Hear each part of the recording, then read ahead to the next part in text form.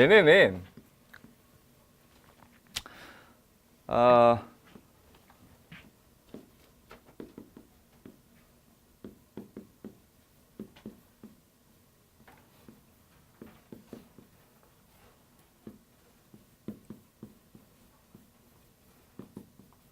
이런 단어들이 있어요.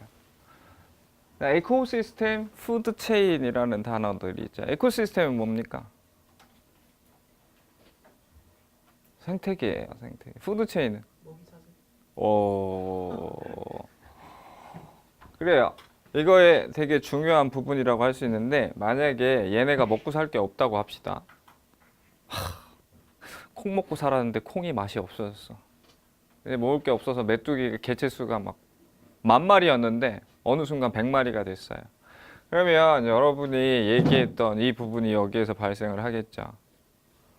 그러면 메뚜기가 사라져? 그럼 메뚜기가 사라지면 그 다음엔 누가 사라질까요? 개구리가 메뚜기 잡아먹나? 오케이, 개구리, 그 상위 포식자가 개구리라고 합시다. 개구리가 사라져. 그러면 또 누가 사라지겠습니까? 뱀이 사라지겠고. 그래서 이제 이 이코시스템과 푸드체인이라는 거는 지금 이 부분에서도 깨질 수가 있는 가능성이 있고, 얘네는 어느 정도 병 걸려서 죽어야 돼요. 왜? 그래야 거름이 되고 그 환경에 도움이 될 수 있는데 전혀 그런 부분이 없어. 그냥 땅 속에 있는 거름만 쪽쪽 빨아가지고 다 식량으로 생산해서 인간들이 다 먹어놔. 그렇게 되면 그 땅에 어떤 그 뭐 기름진 땅이 영원할 수 있겠어요? 뭐 농작물을 한번 재배를 하게 돼서 이제 한번 쓰게 되면 몇 년 동안 쉬게 해서 다시 복원시킨 다음에 또 이렇게 써야 되는데, 그런 부분에서 여러 가지 문제점이 생길 수도 있고, GM 푸드가 과연 인간들의 건강에 좋을까요, 나쁠까요? 유전자 변형을 시킨 그 식량이라는 게, 식품이라는 게 인간들의 몸에 좋을 리가 없겠죠. 아직까지 그런 어떤 연구가 충분히 진행되지 않은 GM 푸드예요. 유전자 변형을 시킨 대두를 먹으면 몸에서 어떤 반응이 나는지 어떻게 알 수 있어요? 바로 반응이 나나? 그게 뭐 몇 년에 걸쳐서 또는 몇십 년에 걸쳐서 계속해서 뭐 혈관에 쌓일 수도 있고, 어떤 이상작용을 되게 서서히 지금 몸에 미칠 수가 있게 될 수도 있잖아요. 인위적으로 바꿔버린 거니까.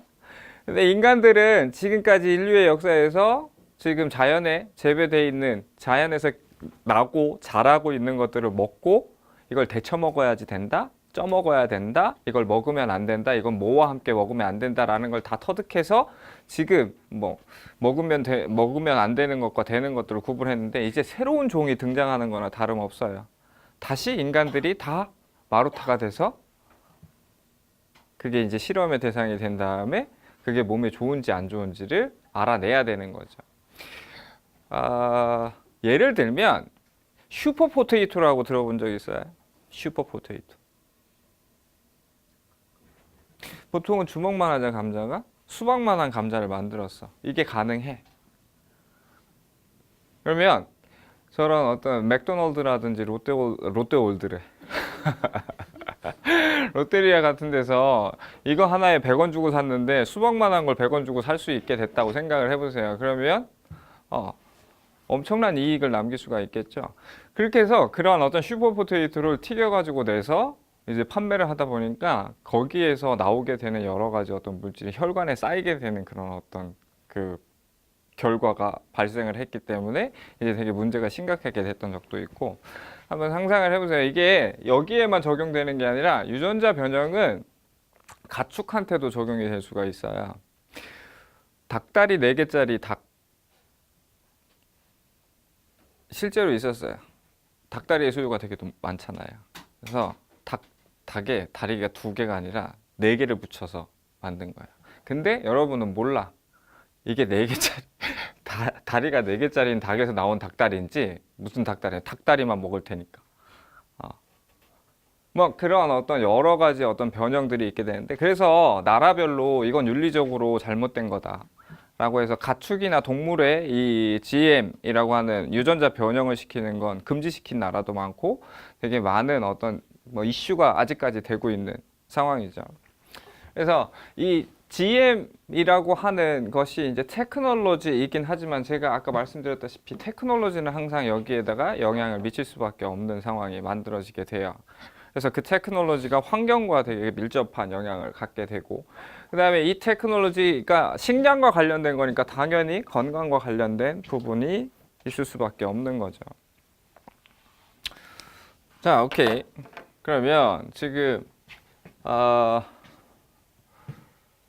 음식과 관련이 돼서는 기출됐던 뭐 토픽들이 저런 어떤 음식들이 전 세계 방방곳곳을 계속 이동하면서 수입과 수출이라는 어떤 상황이라는 게 발생을 했고, 그 다음에 GM 푸드라는 테크놀로지가 음식과 관련돼서 적용이 됐을 때 어떤 긍정, 부정적인 부분 얘기를 하게 됐고, 그 다음에 테크놀로지라고 하는 것이 지금 일단은 여기에서 한번 이야기가 됐었는데, 자, 그러면 이 테크놀로지가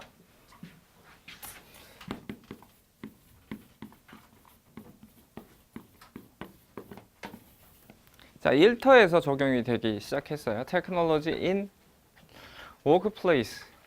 자, 그렇게 되면서 테크놀로지, 이제 컴퓨터를 사용하게 되면서 여러분들은 굳이 움직이면서 일을 하지 않고 데스크에 앉아서 세던터리 라이프 스타일을 이제 워크플레이스에서 할 수 있게 됐단 말이죠. 자, 그러면 기술이라는 게 일터에서 지금 컴퓨터만 있습니까? 자, 이거는 뭐 오피스 사무실이라고 하면 컴퓨터가 거의 대표적인 어떤 기술이라고 할 수 있는데, 만약에 팩토리라고 합시다. 자, 팩토리의 기술이라고 하는 거는 어떤 게 있습니까? 컴퓨터보다는 machines 또는 로봇들이 있죠. 이 머신과 로봇은 뭔 짓을 했나요? 등장해서. 이 머신과 로봇들이 한 짓이 뭐예요? 이거는 긍정적이에요? 부정적이에요? 여기서도 지금 긍정과 부정적인 부분으로 이야기를 해줄 수가 있을 텐데, 자, 이 머신과 로봇이라고 하는 얘네 테크놀로지는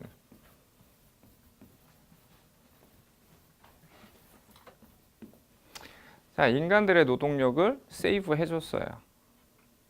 사실이죠? 우리가 힘들게 했던 이런 것들이 로봇이나 머신에 의해서 대체가 됐어요. 그 다음에 얘네는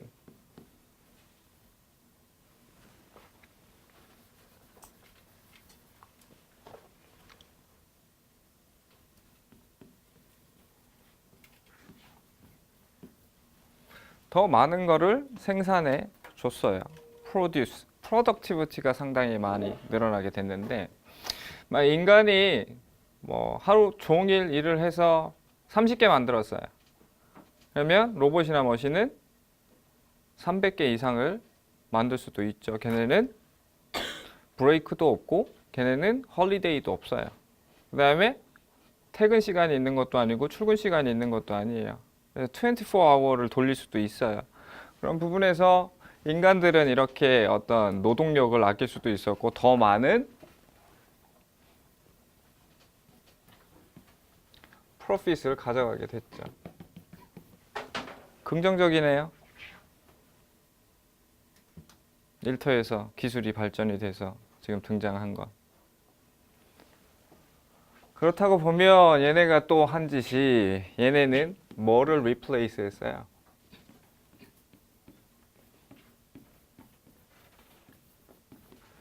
자, replace human worker를 해버렸죠. 그래서 인간들이 이제 필요 없게 됐어요. 그래서 인간들은 필요 없게 되면서 이게 어떤 걸 초래하게 됩니까?